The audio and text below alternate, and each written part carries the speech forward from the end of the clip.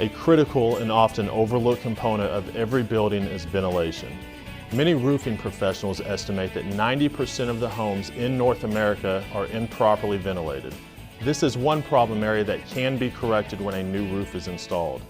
The attics you work on need effective ventilation to keep them cooler in the summer and drier in the winter.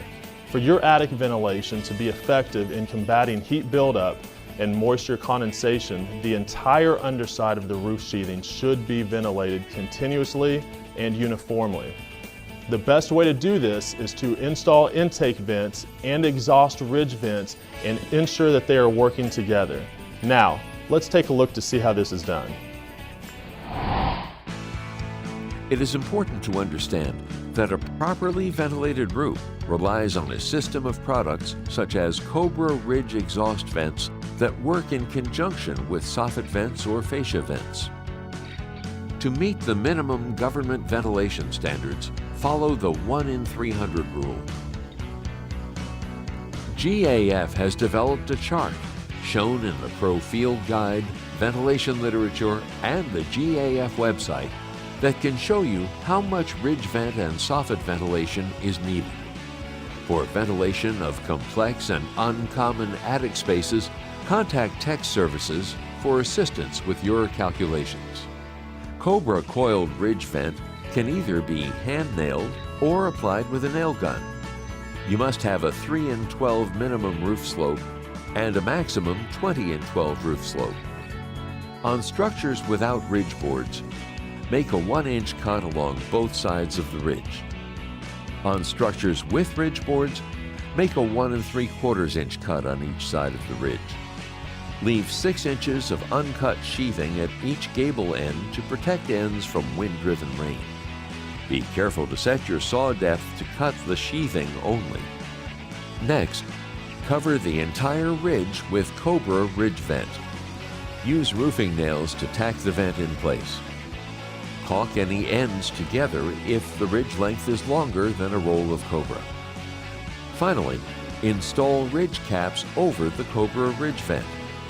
Use the Cobra Smart nails supplied in the package. Do not overdrive the nails. When using the nail gun version, attach the nail gun adapter to the end of the nail gun and use the 1 3/4 inch nails supplied in the roll. Be sure to disconnect the air supply line prior to attaching the adapter. Always be sure to install the capping to match the shingles that are being installed. You install Cobra Rigid Vent 2, Cobra Rigid Vent 3, Snow Country, and Snow Country Advanced Ridge Vents in a similar manner.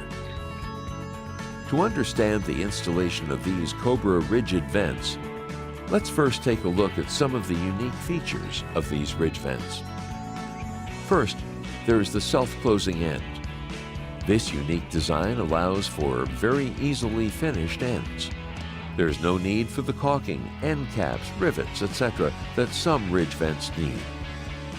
Simply bend to conform to the roof and install. Second are the male-female tabs on the ends.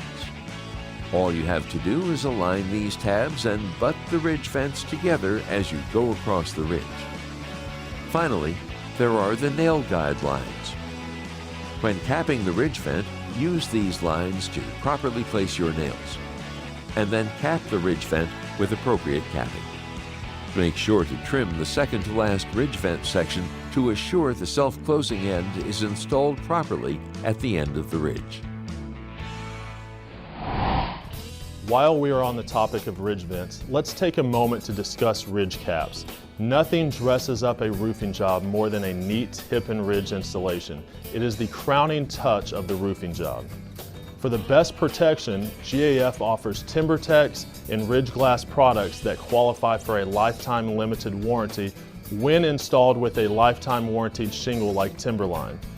It's the right choice for the customer, not only because of the warranty, but because they're designed to complement the color of GAF shingles. For more information on ridge cap and ridge vent products, visit gaf.com.